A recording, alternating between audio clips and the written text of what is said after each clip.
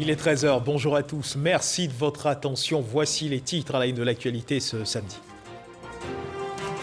L'hôpital général d'Adjamé a été inauguré par le Premier ministre Patrick Hachi. L'hôpital réhabilité voit ainsi ses capacités renforcées. Il passe de 70 à 150 lits en termes de capacité d'accueil. Sa réhabilitation devrait permettre d'améliorer la prise en charge sanitaire des populations. On en parle dans cette édition. Dans la commune de Koumassi, des acteurs du transport ont reçu de la main du ministre des Transports Amadou Koné les clés de 120 taxis, une action qui s'inscrit dans le cadre du projet dénommé Taxi Ivoire. Ces taxis viennent renforcer le parc automobile de la ville d'Abidjan et essayer de répondre à une demande de plus en plus élevée en termes de moyens de locomotion. La 27e édition de la Journée internationale de la famille a été célébrée dans la commune de Koumassi. Ce sont 100 familles issues des différentes communes d'Abidjan qui ont reçu des kits alimentaires de la main de la ministre Nassene Batouré qui leur a traduit le soutien du gouvernement. Voilà pour l'essentiel. Oui, bonjour à tous. On ouvre ce journal avec les activités du chef du gouvernement Patrick Hachi qui depuis ce matin est à Bouaké à l'université Alassane Ouattara de la ville où il a procédé à l'ouverture du guichet emploi de cette université. Il présidera par la suite la sortie de 150 stagiaires du centre du service civique de Bouaké communément appelé la cohorte. Le reportage complet de notre reporter Kader Sogodogo dans nos prochaines éditions. Mais avant de se rendre à Bouaké ce matin, hier vendredi, le Premier ministre Patrick Hachi a procédé à l'inauguration de l'hôpital général d'Adjamé. La réhabilitation de cet hôpital devrait permettre d'améliorer la prise en charge sanitaire des populations en général de façon précise. Elle devrait également contribuer à l'opérationnalisation de la couverture maladie universelle, la CEMU. La capacité d'accueil de l'édifice passe de 70 à 150 lits. Alexis Ouedraogo. Ce vendredi à Adjamé, Hachi Patrick est sur le terrain. Le Premier ministre observe, échange et teste les équipements de l'hôpital général d'Adjamé rénové. Avec 2 blocs opératoires ultramodernes, des plateaux techniques à la pointe de la technologie et 40 lits d'hospitalisation supplémentaires. Nous venons d'achever la première phase qui a consisté donc à réhabiliter une partie des infrastructures existantes, principalement la maternité, le bloc opératoire, à reconstruire le premier étage qui existait, qui n'était pas achevé, et à rajouter un deuxième niveau donc pour faire l'extension des capacités en termes de lits de l'hôpital et aussi en termes de plateaux techniques. Cette réhabilitation fait partie intégrante du vaste programme hospitalier en cours de réalisation dans le pays, au grand bonheur des praticiens. La particularité, il y a toutes les spécialités du CHU. Dans un hôpital général, vous ne trouverez pas un service d'hémodialyse. Dans un hôpital général, vous ne trouverez pas une cardiologie 24 h sur 24. Nous avons la traumato, la gastro, la chirurgie pédiatrique. C'est des atouts. Aujourd'hui, les accidentés, nous allons les recevoir. Nous n'allons pas les évacuer. Les femmes enceintes, nous sommes prêts pour la césarienne aujourd'hui. Pour le chef du gouvernement, cette réhabilitation contribuera à soulager les ménages en améliorant la prise en charge sanitaire. La capacité d'accueil de l'hôpital général a été accrue de façon significative et peut absorber non seulement la population d'Adjamé elle-même, mais on sait qu'Adjamé est un carrefour. Et donc, en période de pointe, c'est plusieurs millions de personnes qui circulent ici. Et cet hôpital a également la capacité d'absorber, je dirais, cette pointe-là. À terme, l'hôpital sera également doté d'un service d'urgence, de laboratoire, d'un service d'imagerie médicale avec scanner et d'un bâtiment de 2 niveaux. Ce n'est pas uniquement à Adjamé. Aujourd'hui, on inaugure la première phase de la réhabilitation de l'hôpital général d'Adjamé. Mais la semaine prochaine, le 24, ça sera l'inauguration du CHR de Daloa. Le 31, ce sera l'inauguration du CHR d'Adzopé. Et puis par la suite, on aura également donc, le bloc, la phase gynéco-obstétrique de Trècheville qui est en cours d'achèvement. On a Cocody, on a Bassam, on a Korogo, on a San Pedro. Donc c'est toute la Côte d'Ivoire qui est en chantier pour donner à notre plateau technique sanitaire une qualité parmi les meilleures, je dirais, sur le continent et même, je dirais, pour certains pays dans le monde. Nous sommes au travail. Notons que l'hôpital général d'Adjamé couvre une population de plus de 600 000 habitants. Son périmètre reste étendu aux communes voisines. Le coût des travaux, lui, est estimé à 12 milliards de francs CFA. Et on continue de parler de santé. La Société financière internationale, la SFI, veut contribuer à faire de la Côte d'Ivoire un hub du tourisme sanitaire. Le chef du gouvernement, Patrick Hachi, et les représentants du secteur privé de la santé étaient les invités hier vendredi d'un panel de haut niveau initié par la Société financière internationale. Cette société a mis en place un mécanisme pour permettre au secteur privé de la santé de Côte d'Ivoire d'acquérir des équipements médicaux de qualité et en quantité. Les détails avec Dangui Dangui. La problématique de l'équipement des cliniques privées en matériel médicaux de qualité et en quantité suffisante, ainsi que la question de leur maintenance. 2 points au cœur de ce panel de haut niveau auquel a participé le Premier ministre Patrick Hachi ce vendredi à l'Hôtel Ivoire. Les experts de la question, comme les acteurs du secteur privé de la santé, ont tour à tour mis en relief le rôle du secteur de la santé dans le développement d'un pays. Ils ont également apprécié à sa juste valeur le mécanisme mis en place par la Société financière internationale pour permettre aux cliniques privées de s'équiper et élever ainsi le niveau de leur plateau technique. Avant, c'est le gouvernement qui devait produire l'électricité, qui devait distribuer. Aujourd'hui, tout le monde comprend que la production d'électricité viendra du secteur privé et sera distribuée par le gouvernement. Dans le secteur de la santé, je vois tout à fait un modèle similaire se développer, où le gouvernement et le ministère de la Santé aura son budget et en fonction des besoins qu'ils auront, pourront soit contracter à l'intérieur des hôpitaux publics pour rendre ces services aux populations ou simplement avoir un contrat et avoir un appel d'offres. Cet appui de la Société financière internationale est une bouffée d'oxygène pour le secteur privé de la santé qui n'est pas au mieux de sa forme. Pour qu'une structure soit performante, il faut qu'elle ait un plateau technique de qualité et de pointe. Mais il s'avère que le secteur de la santé coûte excessivement cher, les investissements sont excessivement chers. Et pour ça, il faut qu'on puisse se mettre ensemble. À travers l'idée que propose la SFI, c'est de se mettre ensemble, de mettre en place une plateforme qui va regrouper les équipementiers, les banquiers, nous-mêmes, d'accord, pour pouvoir aider au financement justement de l'équipement médical. Convaincu que l'attractivité d'un pays est liée à sa capacité à fournir des soins de qualité, le Premier ministre Patrick Hachi a réaffirmé la volonté du gouvernement à accompagner ce secteur. Nous sommes venus ici pour conforter les acteurs du secteur privé, d'abord les cliniques privées, pour leur dire que l'État s'est engagé dans son nouveau plan de développement 2021-2025 à développer le secteur privé, mais de façon large, y compris le secteur de la santé, et qu'une initiative telle que celle de la SFI entre parfaitement dans la vision de son Excellence, Monsieur le Président de la République. Au-delà des défis liés à l'acquisition de matériels médicaux et de leur maintenance, le secteur privé de la santé en Côte d'Ivoire fait face à un manque de personnel soignant bien formé, selon certains acteurs de ce secteur. Voilà, et engageons-nous à présent sur les sentiers de la lutte contre la corruption. 473 personnes inculpées, condamnations prononcées pour 60 dossiers. Après examen, confiscation au profit de l'État de biens, meubles ou immeubles ayant servi dans les cas de blanchiment de capitaux. Voici ce que l'on peut retenir de façon générale du point de presse animé hier vendredi par le secrétaire général de la Haute Autorité pour la bonne gouvernance relatif à la répression des faits de corruption. Ces actions de lutte ont pu être menées grâce au pôle pénal, économique et financier du parquet d'Abidjan. Les précisions de Mahama Traoré. C'est à croire que la lutte contre la corruption est dans sa phase répressive avec l'entrée en action du pôle pénal, économique et financier du parquet d'Abidjan.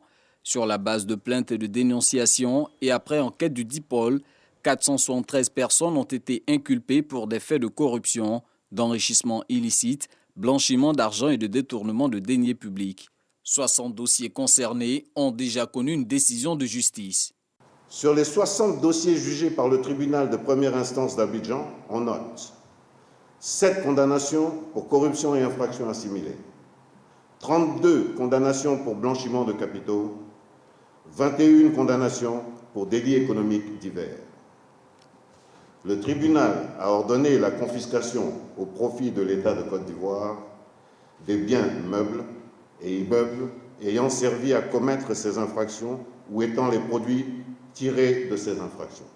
La Haute Autorité pour la bonne gouvernance fait également le point de ses actions durant le premier semestre de l'année. Au cours de la période allant du 1er janvier au 30 juin 2021, la Haute Autorité pour la bonne gouvernance a enregistré 35 dossiers de plaintes et dénonciations. À la suite des investigations que les services de la Haute Autorité pour la bonne gouvernance ont menées, 7 enquêtes pour soupçons de corruption et d'infractions assimilées ont été bouclées et les procès-verbaux ont été transmis au procureur de la République, compétent pour suite judiciaire. Un dossier a déjà fait l'objet de jugement avec une condamnation, les 6 autres étant encore au stade d'instruction. Le pôle pénal économique et financier collabore avec une formation spécialisée de jugement pour les infractions économiques et financières créée en mai 2021 au sein du tribunal de première instance d'Abidjan. Et une autre lutte à mener sur un autre terrain, celui de la lutte contre la Covid-19, à suivre l'évolution de la maladie dans notre pays.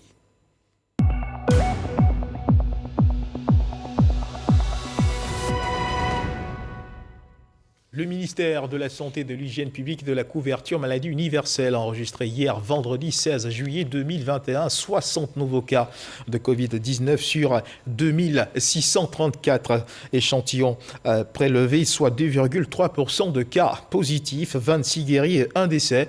À la date donc du 16 juillet 2021, la Côte d'Ivoire, notre pays, compte donc 49 069 cas confirmés, dont 48 376 personnes guéries, 320 décès et 373 cas actifs. Le nombre total d'échantillons est de 746 339. Le 15 juillet, 9 126 doses de vaccins contre la Covid-19 ont été administrées, soit un total de 883 862 doses administrées. Le ministre de la Santé, de l'Hygiène publique et de la couverture maladie universelle invite toutes les personnes âgées de plus de 18 ans à se faire vacciner. La vaccination contre la Covid-19 est gratuite et volontaire. Et je vous le disais à l'instant dans les titres, dans la commune de Koumassi, des acteurs du transport ont reçu des mains du ministre des Transports Amadou Koné les clés de 120 taxis. Une action qui s'inscrit dans le cadre du projet dénommé Taxi Ivoire. Ces taxis viennent renouveler le parc automobile de la ville d'Abidjan, mais surtout renforcer ce parc qui reste déficitaire face aux besoins des populations abidjanaises. Jean-Louis Mambo. 120 taxis compteurs flambant neufs. C'est l'important renfort que vient de recevoir le parc automobile abidjanais à travers cette remise de clés. Principaux destinataires de ces véhicules, les transporteurs souscripteurs au projet Taxi Ivoire. On était dans l'informel, nous sommes maintenant en entreprise. Nous avons soumissionné au Fonds du développement du transport routier et nous avons été retenus.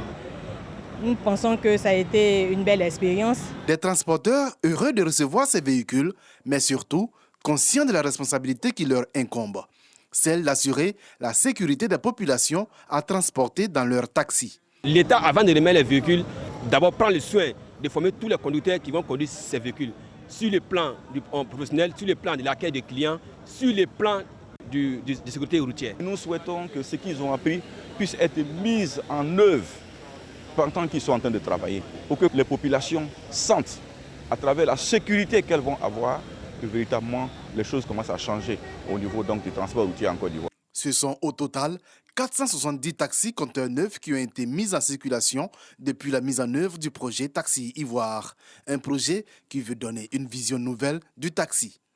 Aujourd'hui, c'est plus d'1 millier de personnes qui sortent quasiment de l'informel parce que les choses sont structurées de sorte que il faut être en entreprise. Et je voudrais lancer cet appel à nouveau à nos transporteurs.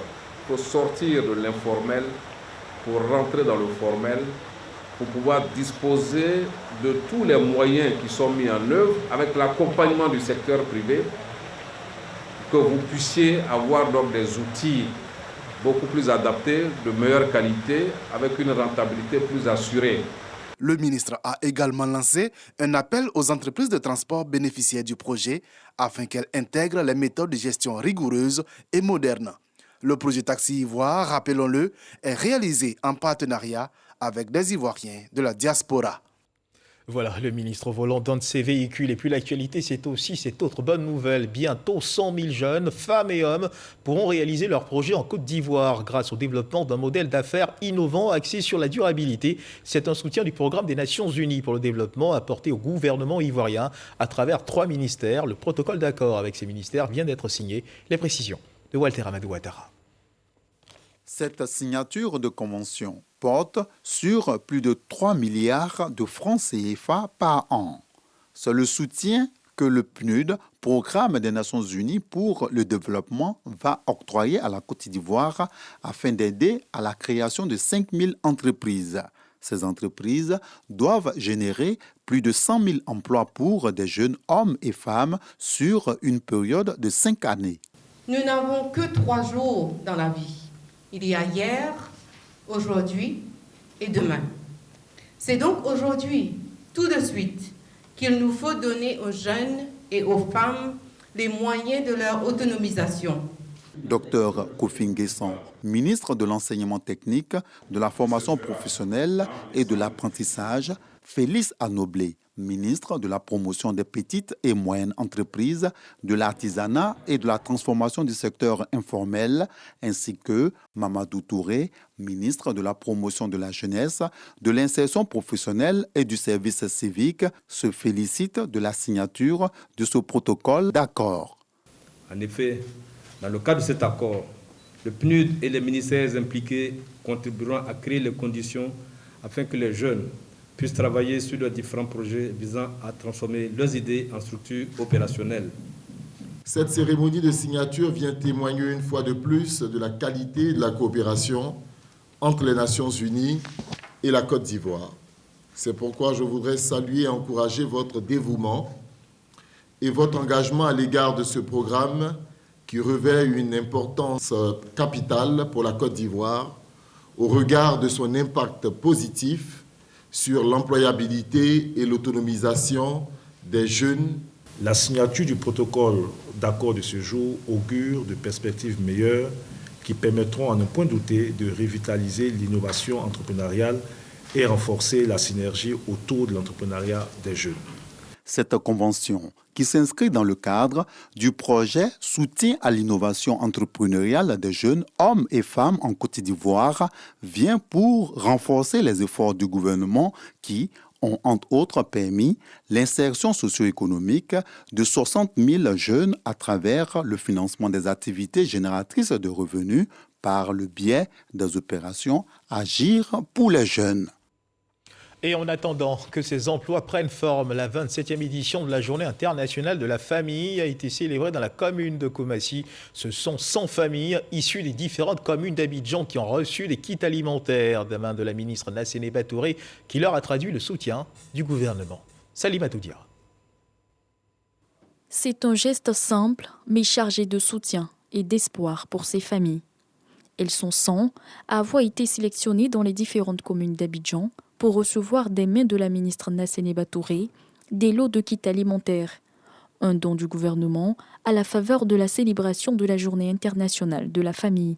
L'ambiance y était ce 15 juillet à l'espace Agora de Koumassi, la commune choisie pour abriter les festivités de la 27e édition. C'était dur. Aujourd'hui même là, c'est même pas ce qu'on l'allait préparer aujourd'hui. Mais grâce à Dieu, Dieu a gagné tout. Il y a tomates, il y a tout. Il y a maca, il y a tout. Il y a riz. Sac de riz là même, c'est pas petit à faire. Donc, je les remercie beaucoup. Vraiment, j'aimerais dire vraiment merci beaucoup à la ministre pour tous ces dons qu'elle m'a remis. Vraiment, que Dieu lui donne encore plus pour que l'année prochaine, elle puisse encore nous jeter un coup d'œil sur nous.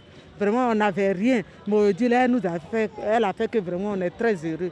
La famille comme rempart de la société face à la Covid-19 a été le thème d'actualité au cœur des échanges qui ont mené à une sensibilisation. Nassene Batouré a exhorté les familles à se protéger contre le virus en effectuant la vaccination et tourner ainsi le dos aux rumeurs. La ministre a rappelé l'engagement et les actions concrètes du président Alassane Ouattara au profit des femmes. Cette journée commémorative fait suite à une visite de terrain de la ministre aux familles défavorisées des quartiers de Koumassi. Nassene Batouré au contact des populations. Les agents du ministère de l'Enseignement supérieur de la Recherche scientifique sur toute l'étendue du territoire national sont formés à l'utilisation d'une application web dénommée Système de gestion des ressources humaines. Cette application devrait permettre de parvenir à une gestion efficiente et efficace des ressources humaines du ministère. Notre correspondante Eve Boué a suivi pour vous l'étape de Mans. Le personnel de l'Université de Mans est instruit sur le logiciel de gestion des ressources humaines du ministère de l'Enseignement supérieur et de la Recherche scientifique. Cette application web dite Système de gestion des ressources humaines, SIG-RH, a pour objectif de parvenir à une gestion efficiente et efficace des ressources humaines. L'État fait de nombreux efforts pour qu'on procède à des recrutements et que ces recrutements doivent correspondre à des besoins très précis. Pour cela, nous devons avoir un point réel des besoins. Et je pense que par ce système-là, nous pourrons aboutir à cela. Ça procède aussi du fait que nos agents puissent eux-mêmes suivre l'évolution de leur carrière, du recrutement jusqu'à la sortie du système. Une science d'information et de formation appréciée à juste titre car elle a permis au personnel de l'Université de Mans de comprendre le fonctionnement de cette application web. Ce séminaire est le bienvenu parce que depuis la mise en ligne du système de la gestion des ressources humaines, nous n'avons pas encore véritablement renseigné les différents champs et je pense que cette rencontre a permis d'avoir plus d'éclaircissement à certains niveaux. Je suis nouvelle enseignante recrutée pour la session 2020 passée. Donc la situation était que depuis que je suis venue, en fait en tant que nouveau agent fonctionnaire, très peu on avait les informations sur la gestion de l'administration, mais sur la gestion administrative du fonctionnaire. Et avant cette formation, c'était des fragments, des lambeaux d'informations qu'on avait. Mais là, on est situé et on sait comment les choses se passent. Le partage qui a lieu nous facilite en tant qu'administrateur comment gérer nos ressources humaines. Puisque là, nous allons avoir toutes les informations concernant les différents acteurs. Si ce sont des enseignants-chercheurs, la confirmation de ce que nous leur donnons comme programme d'enseignement. Si ce sont des personnels administratifs et techniques. La DRH invite donc tous les agents du ministère de l'Enseignement supérieur et de la Recherche scientifique à s'approprier cette application et à s'inscrire dans un bref délai sur la plateforme. À noter que cette application a été lancée le 5 mars 2020 à l'université Félix Houphouët-Boigny d'Abidjan. À l'issue d'un séminaire tenu à Grand-Bassam, organisé par le réseau des professionnels de la presse en ligne de Côte d'Ivoire, les médias numériques ivoiriens ont adopté une charte de bonne conduite s'appliquant à leurs médias et à leur influence sur les réseaux sociaux. Moment de partage qui a réuni professionnels de médias, organes de régulation de médias, organes de sécurité, influenceurs et blogueurs pour des propositions dans la lutte contre la montée en puissance des fausses informations. Lansina Ouattara. Au thème des travaux, les acteurs des médias numériques ont recommandé un engagement et un appui des pouvoirs publics dans la lutte contre les fausses informations, la désignation de points focaux pour la cohésion sociale dans les rédactions et la promotion de l'éducation aux médias. Ici, c'est de mettre en place une charte à laquelle chacun de nous va adhérer et qui va être une sorte de conduite, de feuille de route que nous allons pouvoir suivre pour pouvoir rester toujours dans ce canevas-là qui est d'avoir des écrits qui partent dans le sens de la réconciliation, qui partent dans le sens de la cohésion sociale dans le pays. La charte de bonne conduite des médias numériques en Côte d'Ivoire adoptée lors de cette rencontre comprend 20 dispositions que les journalistes et blogueurs s'engagent à respecter. Plusieurs thèmes ont été développés par des journalistes, des enseignants, mais aussi des juristes et responsables des instances de régulation au cours de 2 jours de formation. Lorsqu'aujourd'hui l'information parvient le plus rapidement par rapport au passé aux consommateurs de l'information, en temps réel, parce que aidé par les nouvelles technologies, il faut que ce temps réel ne nous donne pas l'occasion de faire de l'à peu près. Il faut toujours vérifier l'information qu'on donne par respect pour le public. Le Programme des Nations Unies pour le développement, PNUD, partenaire du réseau des professionnels de la presse en ligne de Côte d'Ivoire, REPRELSI, a traduit l'engagement de l'institution à la recherche de solutions pour réduire l'impact de la désinformation. Konan Kwayo Bertin, ministre de la Réconciliation et de la Cohésion nationale, a félicité le REPRELSI pour cette formation. Je salue la tenue de ce présent atelier qui vise à fournir des informations et outils nécessaires aux responsables des organes de presse en ligne, blogueurs et influenceurs pour la consolidation de la paix et le renforcement de la cohésion sociale. En outre, il permettra de sensibiliser les participants sur les dangers des fake news, sur la cohésion sociale et l'importance de la lutte contre les discours de haine. Créé en 2006, le REPRELSI regroupe les acteurs de la presse numérique de Côte d'Ivoire. Cette fêtière se donnait pour mission d'organiser, structurer et promouvoir un écosystème des médias plus dynamique et plus viable. Dans le dossier Vie d'ici de ce 13h, focus, mesdames et messieurs, sur ces jeunes pousses passionnés de lettres et de lecture qui rêvent un jour d'embrasser le doux chemin de l'écriture et surtout de publier une première œuvre. De quels auteurs s'inspirent-ils pour espérer un jour faire de ce rêve une réalité? D'où tirent-ils cette passion pour la littérature? Gros plan sur ces jeunes talents avec Alec Lavry et Serge Colléa.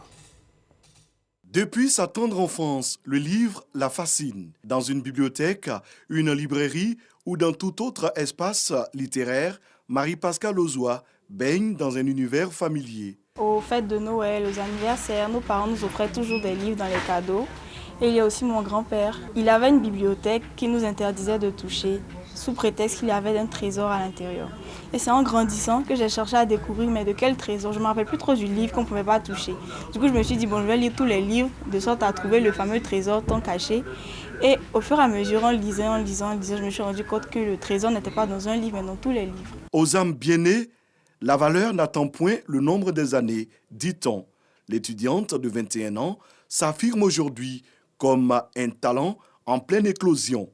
Classée récemment 2e sur 220 candidats au concours panafricain de littérature, Trophée des Plumes, elle a glané divers autres prix et rêve désormais de publier sa première œuvre. J'ai été contactée par certaines maisons d'édition qui veulent travailler avec moi, qui ont confiance en moi, qui se disent qu'ils peuvent mettre à profit le talent que j'ai. Comme Marie-Pascale, Aïcha Koné s'essaie avec succès à l'écriture. Elle a reçu le 3e prix au Trophée des Plumes. Mes manuscrits, j'en ai 4 ou 5. Mon ambition dans le domaine de la littérature, c'est de moi aussi demain pouvoir écrire des œuvres pour enfants comme pour grands, permettre aux enfants d'aimer la lecture. Anzata Ouattara, écrivaine ivoirienne, l'une des plus lues et des plus prolifiques, inspire beaucoup ces jeunes. Je suis régulièrement sollicitée par des jeunes talents, mais en même temps, ce qu'on leur dit au quotidien, c'est déjà de beaucoup lire. Voilà, il ne faudrait pas aller sur les réseaux sociaux seulement pour les potins. Il y a beaucoup de choses à découvrir. Ces jeunes pousses restent déterminés à se faire une place dans les rayons des librairies. Axel Franck ou Wolf le poète et Boris ont rejoint le mouvement Jeunes écrivains africains, une organisation qui vise à promouvoir la littérature africaine. J'ai senti mon amour grandir. Quand la nuit m'a montré ses charmes, cette dernière m'a demandé d'écrire pour essayer de soigner mon âme. Ce qui m'inspire, je le couche sur papier. Je peux autant parler des réalités de la rue comme parler de mes émotions. Je n'ai pas de barrière. Tant que l'inspiration est là, j'écris. Depuis tout petit, j'ai une imagination débordante et j'écris sans arrêt. Je me suis inscrit sur un site en ligne et c'est à partir de là que j'ai commencé à montrer mes écrits aux gens. Ces écrivains en herbe ne manquent pas de créativité. Boris se définit comme un auteur engagé. Si la police et autres autorités de secours semblaient être tristes pour ce jeune, la plupart des étudiants, eux, rigolaient en douce de la mort de celui que l'on surnommait le femme ou l'homme-femme. Dans mes écrits, je suis cru et je dénonce les choses. Dans cette œuvre qui est intitulée Le Femme, je parle d'un certain Yébé qui est efféminé. Mais la société fait de lui un homosexuel, l'indexe comme un homosexuel et le rejette pour cela. Je me moque de ceux qui se moquent de ce genre de personnes. Le secteur du livre et de l'édition se réjouit de l'émergence d'une nouvelle génération. Il y a quand même une bonne floraison d'ouvrages écrits par les jeunes. Il y a quand même beaucoup de noms. On a par exemple Natagari, Lorraine Seka, bien d'autres. Sur une moyenne de 100 auteurs que nous recevons par an, il y a au moins 22 auteurs jeunes. Et sur les 22 auteurs jeunes, il y a parfois une dizaine qui sont très bons. L'écriture, c'est une vocation et ce n'est pas évident de mener une histoire de bout en bout. Donc, quand on arrive à franchir ce pas, c'est déjà ça de gagner. Les maisons d'édition constituent parfois, pour ces jeunes, un des obstacles majeurs à franchir pour entamer une carrière. Il y a certains auteurs qui font des efforts, mais malheureusement, il y a beaucoup d'auteurs jeunes qui ont une histoire à raconter. Ils ont beaucoup de volonté, beaucoup de détermination, mais ils n'ont pas encore le niveau. Il faut pouvoir les coacher, les encadrer pour qu'ils puissent produire le meilleur texte et qu'on trouve aussi de bons éditeurs. De la bonne graine qui ne demande qu'à être arrosée. D'ici 2022, je pense que vous pourrez certainement lire mon œuvre qui parle du système carcéral africain, Les Oubliés, ou peut-être Nouveau Départ qui parle de l'émancipation féminine. Actuellement, je discute avec plusieurs maisons d'édition. J'attends de finir un bon manuscrit, mais espérons d'ici grand maximum l'année prochaine. Marie-Pascale Ozoa, Franck Axel alias Wolf, ou encore Aïcha Kone et Boris Angui. Des signatures avec lesquelles il va falloir compter dans les années à venir. La littérature ivoirienne peut espérer avec ces jeunes pousses des lendemains prometteurs. Voilà, la lecture nourrit l'esprit et fortifie l'âme. Tous nos voeux de succès à ces jeunes passionnés de lecture. Les chrétiens célestes du diocèse uni de Yopougon, eux, ont mis leur livre de côté à l'instant d'une célébration pour célébrer, bien sûr, justement, le jour de la Vierge Marie, un jour important dans le fondement de la foi des chrétiens célestes. Au cours de cette célébration, ces fidèles ont donné de leur sang pour aider à sauver des vies.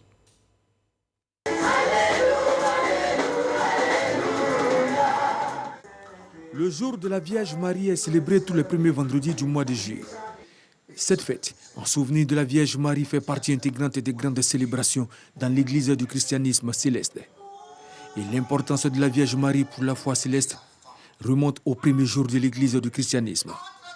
La commémoration de l'apparition de la Vierge Marie au pasteur le 15 juillet 1977 est partout célébrée.